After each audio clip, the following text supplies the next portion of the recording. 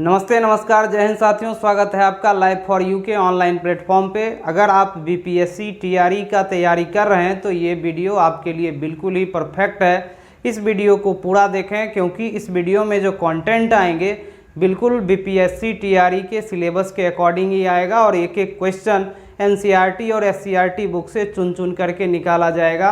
क्योंकि इस वीडियो के माध्यम से आपको 100% एनसीईआरटी और एससीईआरटी बेस्ड एमसीक्यू कराए जाएंगे, जो कि एग्ज़ाम के पॉइंट ऑफ व्यू से काफ़ी इम्पोर्टेंट होगा।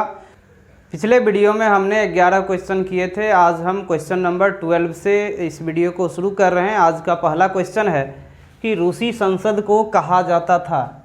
क्या रूसी संसद को डाइट कहा जाता था, या पार्लरमा कहा जाता था, या ड्यूमा कहा जाता था, या इनमें से कोई नहीं? तो इस प्रश्न का सही उत्तर आपको ढूंढना है कि रूसी संसद को क्या कहा जाता था। तो रूसी संसद को ड्यूमा कहा जाता था। रूसी क्रांति के समय जो संसद गठित हुआ था उस संसद का नाम ड्यूमा था। इस प्रश्न का सही उत्तर ऑप्शन नंबर सी हो जाएगा।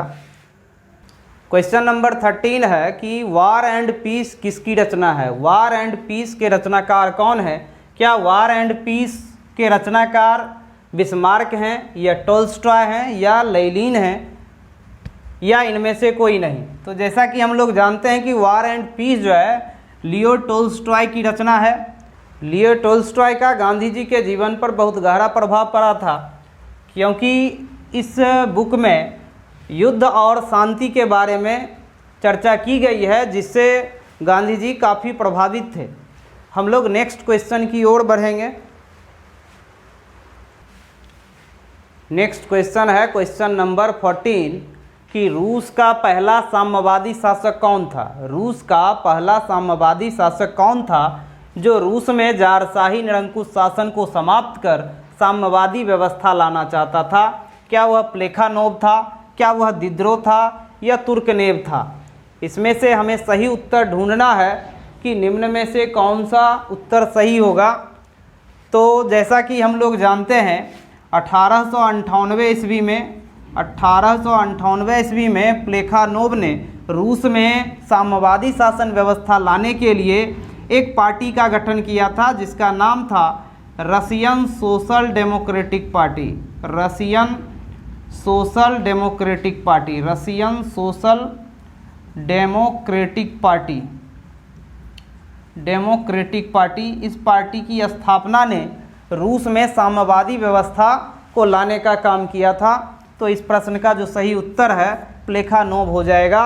प्लेखानोव ने ही 1898 ईस्वी में रशियन सोशल डेमोक्रेटिक पार्टी की नींव रखी थी, और इसी पार्टी के तहत रूस में जारशाही निरंकुशता का अंत करके साम्यवादी व्यवस्था लाने का काम किया गया था। अब हम लोग नेक्स्ट क्वेश्चन की ओर बढ़ेंगे। क्वेश्चन नंबर 15 है रशियन सोशल डेमोक्रेटिक पार्टी की स्थापना कब हुई थी। रशियन डेमोक्रेटिक पार्टी की स्थापना कब हुई थी? क्या 1895 में, या 1896 में, या 1897 में, या इनमें से कोई नहीं? तो रशियन डेमोक्रेटिक पार्टी की स्थापना दिवस को बताना है। तो अभी अभी हमने पढ़ा था कि रूस में जारशाही निरंकुश शासन का अंत करके साम्यवादी शासन व्यवस्था को लाने का काम प्लेखानोव ने किया था। प्लेखानोव ने ही 1898 ईस्वी में प्लेखानोव ने रूस में रशियन डेमोक्रेटिक पार्टी की स्थापना की थी। रूस में रशियन सोशल डेमोक्रेटिक पार्टी की स्थापना की थी। Russian social democratic party. Social democratic party की स्थापना प्लेखानोव द्वारा 1898 में किया गया था, जो आगे चलकर 1903 ईस्वी में साधन और अनुशासन के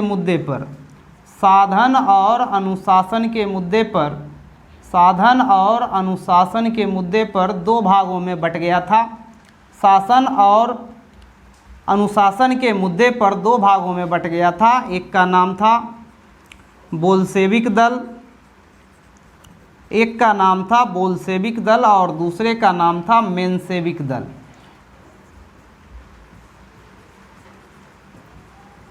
तो 1898 में स्थापित यह पार्टी 1903 में चलकर साधन और अनुशासन के मुद्दे पर बोल्शेविक दल और मेंशेविक दल में बदल गया।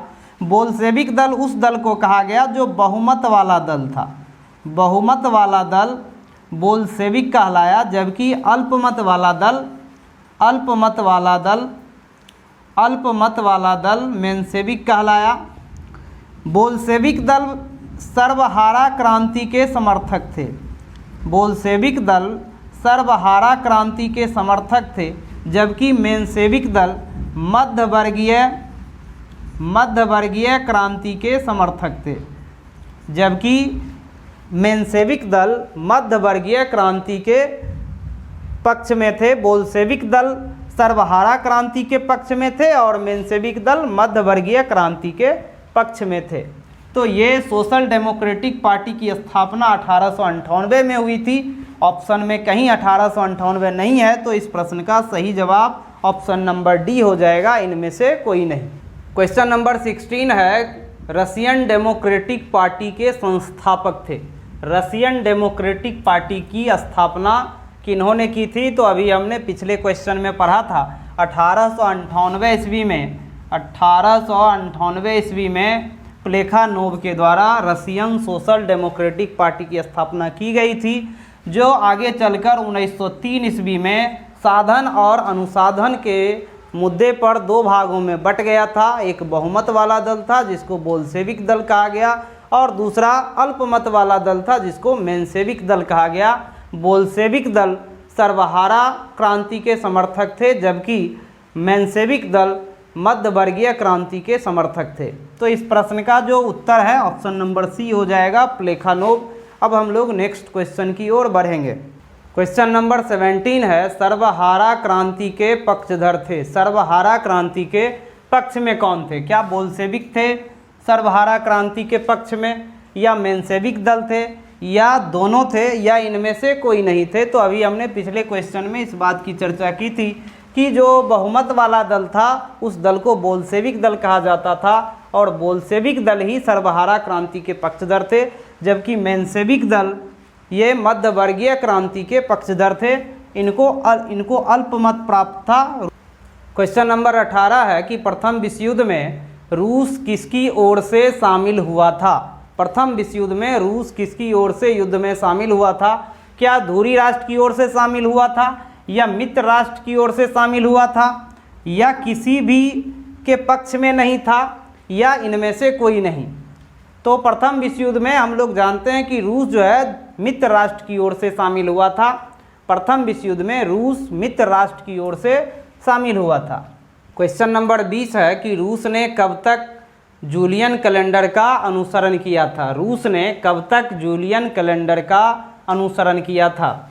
क्या 1 फरवरी 1918 तक अनुसरण किया था, या 2 फरवरी 1918 तक अनुसरण किया था, या 3 फरवरी 1918 तक अनुसरण किया था, या इनमें से कोई नहीं? तो आपको बताना है कि रूस द्वारा जो उसका पुराना कैलेंडर था जूलियन कैलेंडर, उसका अनुसरण कब तक किया गया था? तो 1 फरवरी 1918 तक रूस ने जूलियन कैलेंडर का अनुसरण किया था। इस तिथि के बाद जूलियन कैलेंडर को त्याग कर रूस ने एक नए कैलेंडर को स्वीकार किया जिसका नाम था ग्रेगोरियन कैलेंडर। Gregorian calendar. और यह जो नया कैलेंडर था यह पुराने कैलेंडर से अर्थात जूलियन कैलेंडर से 13 दिन आगे था। जूलियन कैलेंडर से 13 दिन आगे ग्रेगोरियन कैलेंडर था। जूलियन कैलेंडर से 13 दिन आगे ग्रेगोरियन कैलेंडर था। और जिस तरह से हम पढ़ते हैं कि 9 जनवरी 1905 की जो घटना है जिसको हम खूनी रविवार कहते हैं, खूनी रविवार की घटना कहते हैं, यह जूलियन कैलेंडर के अनुसार तिथि है और ग्रेगोरियन कैलेंडर के अनुसार इसमें 13 दिन बढ़ाया जाएगा। तो जब आप 9 में 13 जोड़ देंगे तो स्वाभाविक है 22 हो जाएगा। तो खूनी रविवार की घटना नए कैलेंडर के अनुसार, खूनी रविवार की घटना नए कैलेंडर के अनुसार 22 जनवरी 1905 को घटित हुआ था, जबकि जूलियन कैलेंडर के अनुसार 9 जनवरी 1905 को ये घटना घटित हुई थी, जूलियन कैलेंडर के अनुसार। और ये ग्रेगोरियन कैलेंडर के अनुसार, ग्रेगोरियन कैलेंडर के अनुसार। तो इस बात को भी आप लोग ध्यान में रखेंगे। हम लोग नेक्स्ट क्वेश्चन की ओर बढ़ेंगे। क्वेश्चन नंबर 21 है, प्रत्येक वर्ष 8 मार्च को अंतर्राष्ट्रीय महिला दिवस मनाया जाता है, जिसकी घोषणा संयुक्त राष्ट्र संघ के द्वारा कब की गई थी? संयुक्त राष्ट्र संघ ने इस बात की घोषणा कब की थी कि प्रत्येक वर्ष 8 मार्च को अंतर्राष्ट्रीय महिला दिवस के रूप में मनाया जाएगा? क्या 1975 को यह घोषणा हुई थी, या 1970 को यह घोषणा हुई थी, या 1980 को इसकी घोषणा की गई थी, या इनमें से कोई नहीं? तो संयुक्त राष्ट्र संघ के द्वारा 8 मार्च को प्रत्येक वर्ष अंतर्राष्ट्रीय महिला दिवस मनाने की घोषणा 1975 ईस्वी में की गई थी। तो आपका ऑप्शन नंबर बी सही उत्तर हो जाएगा इस प्रश्न का, कि 1975 को संयुक्त राष्ट्र संघ के द्वारा यह घोषणा की गई थी कि प्रत्येक वर्ष 8 मार्च को अंतर्राष्ट्रीय महिला दिवस के रूप में मनाया जाएगा। अब हम लोग नेक्स्ट क्वेश्चन की ओर बढ़ते हैं। अब हम लोग क्वेश्चन नंबर 22 देखेंगे। क्वेश्चन नंबर 22 है, बोल्शेविक क्रांति के परिणाम स्वरूप जार ने कब गद्दी त्याग दिया था? तो यह जो बोल्शेविक क्रांति है यह 27 फरवरी 1917 की घटना है। तो इस घटना के बाद रूस के शासक जार ने गद्दी कब त्याग दिया? क्या 12 मार्च 1917 को, क्या 10 मार्च 1917 को, या 9 मार्च 1917 को, या इनमें से कोई नहीं? तो रूसी क्रांति या बोल्शेविक क्रांति ये कई कालखंडों में अलग अलग घटित हुआ था, जिसमें ये फरवरी 1917 की रूसी क्रांति है, जिसके परिणाम स्वरूप 12 मार्च 1917 को जार को गद्दी त्यागना पड़ा था। 12 मार्च 1917 को जार को गद्दी त्यागना पड़ा था। तो इस प्रश्न का सही उत्तर 12 मार्च 1917 हो जाएगा। अब ये 12 मार्च 1917 की जो तिथि है ये ग्रेगोरियन कैलेंडर के अनुसार है, क्योंकि हमने इससे पहले क्वेश्चन में पढ़ा था कि रूस में पहले जूलियन कैलेंडर का प्रचलन था, जिसका प्रचलन 1 फरवरी 1918 तक रहा। इसके बाद रूस में नए कैलेंडर को अपना लिया गया था। तो उस कैलेंडर के अनुसार अगर हम देखेंगे, ग्रेगोरियन कैलेंडर के अनुसार, तो यह घटना 12 मार्च 1917 को घटित हुई, जबकि यह पुराने कैलेंडर के अनुसार 27 फरवरी 1917 को घटित हुई थी।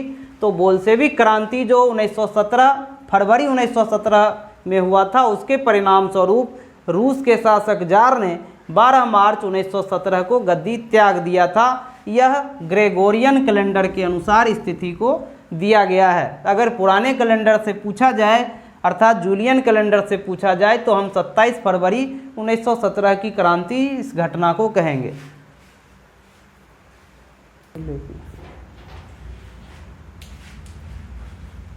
क्वेश्चन नंबर 23 है कि बोल्शेविक क्रांति के फलस्वरूप रूस से किस राजवंश का शासन समाप्त हो गया? तो क्या वह बुर्जुआ राजवंश का शासन समाप्त हो गया, या रोमनोव राजवंश का शासन समाप्त हो गया, या ब्रूवो राजवंश का शासन समाप्त हो गया? तो हमको देखना है कि रूस में जो बोल्शेविक क्रांति हुई थी, उस क्रांति के परिणाम स्वरूप रूस में किस वंश का शासन समाप्त हो गया? तो हम लोग जानते हैं कि बोल्शेविक क्रांति के दौरान रूस में रोमनोव राजवंश का शासन था, तो स्वाभाविक है उसी राजवंश के शासन का अंत होगा। तो इस प्रश्न का सही उत्तर ऑप्शन नंबर बी हो जाएगा, रोमनोव वंश। रोमनोव वंश ही था जिसका शासन बोल्शेविक क्रांति के दौरान या उससे पहले रूस में शासन था। इस क्रांति के फलस्वरूप रोमनोव वंश का सत्ता रूस से समाप्त हो गया। नेक्स्ट क्वेश्चन की ओर बढ़ते हैं। क्वेश्चन नंबर 24 है, रूस में रोमनोव वंश का जब शासन समाप्त हो गया तो उसके बाद मार्च 1917 को किसके नेतृत्व में बुर्जुआ सरकार का गठन हुआ?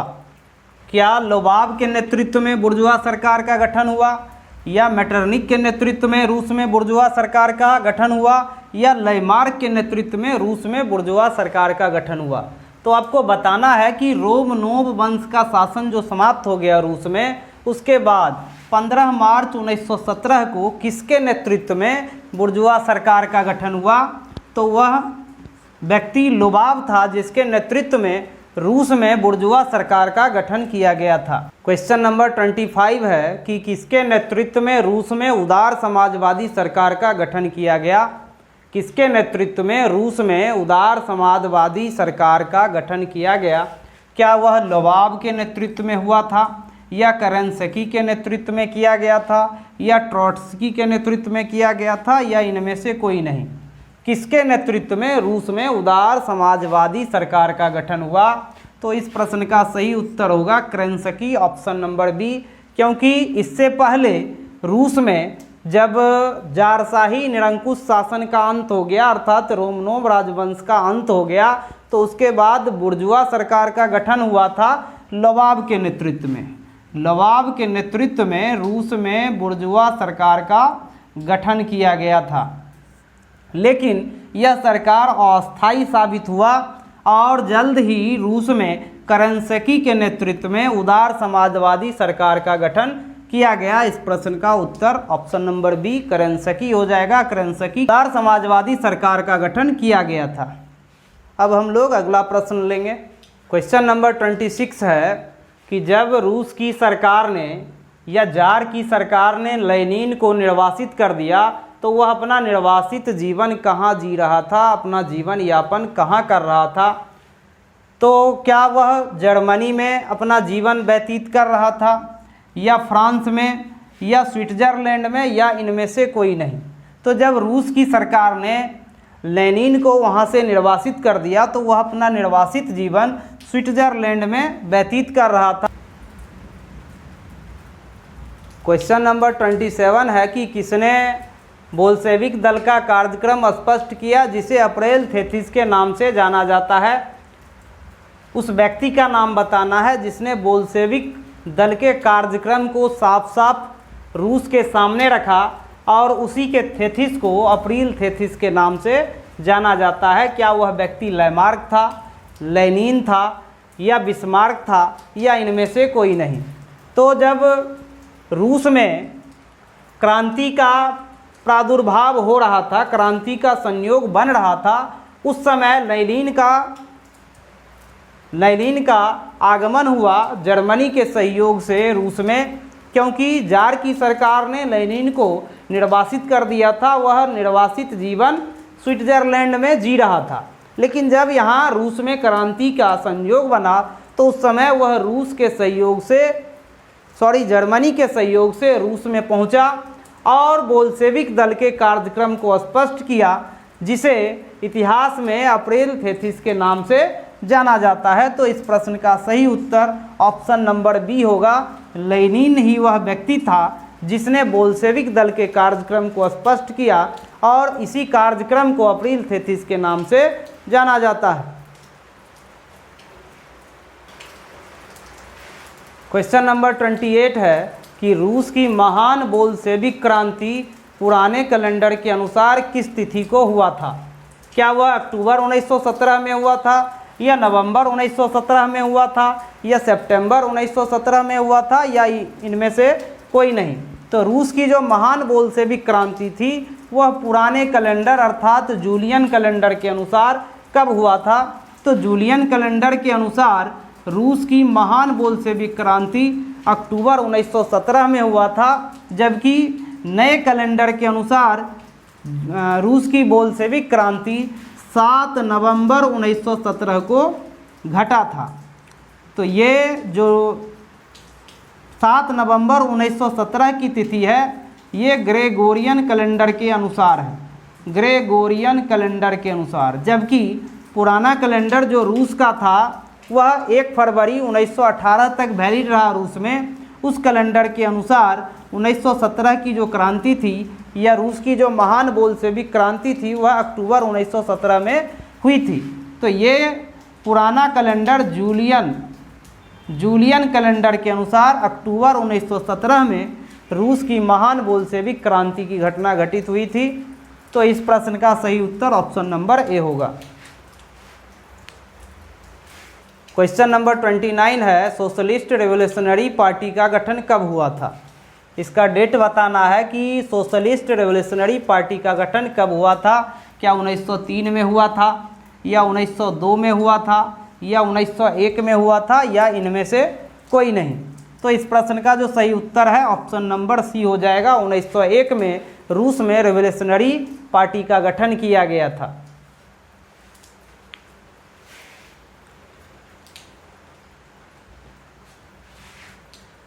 आज के वीडियो का आखिरी प्रश्न क्वेश्चन नंबर 30 है कि ब्रेस्ट लिटोवस की संधि हुई थी। ब्रेस्ट लिटोवस की संधि हुई थी, क्या जर्मनी और रूस के बीच हुई थी, जर्मनी और फ्रांस के बीच हुई थी, फ्रांस और रूस के बीच हुई थी या इनमें से कोई नहीं। रूस जब अपनी शासन व्यवस्था को पटरी पर ला रहा था तो उस दौरान रूस को कई बलिदान देना पड़ा, जैसे अपने महत्वपूर्ण भूमि को त्यागना पड़ा। तो उस दौरान जर्मनी और रूस के बीच एक महत्वपूर्ण संधि की गई थी जिसका नाम था ब्रेस्ट लिटोवस की संधि। ब्रेस्ट लिटोवस की संधि जर्मनी और रूस के बीच हुआ था। इस संधि के तहत जर्मनी को रूस ने अपने भूमि का 1/4 भाग देना पड़ा था। तो इस प्रश्न का सही उत्तर ऑप्शन नंबर ए होगा, जर्मनी और रूस। जर्मनी और रूस के बीच ही ब्रेस्ट लिटोवस की संधि हुई थी। आज के वीडियो में बस इतना ही। अगर आपको वीडियो अच्छा लगा हो तो वीडियो को लाइक कर दें और चैनल को सब्सक्राइब कर लें ताकि जो भी वीडियो बने उसका अपडेट आपको मिलता रहे और जो भी तैयारी है आपकी वह सुचारू रूप से चलता रहे। क्योंकि एग्ज़ाम में एनसीईआरटी और एससीईआरटी पर ही आपको मेनली फोकस करना है, तो इधर उधर की तैयारी से बेहतर है कि हम लोग एक निश्चित ट्रैक पर चलते रहें जिससे हमें कम से कम समय में ज़्यादा से ज़्यादा तैयारी का लाभ मिल सके। धन्यवाद।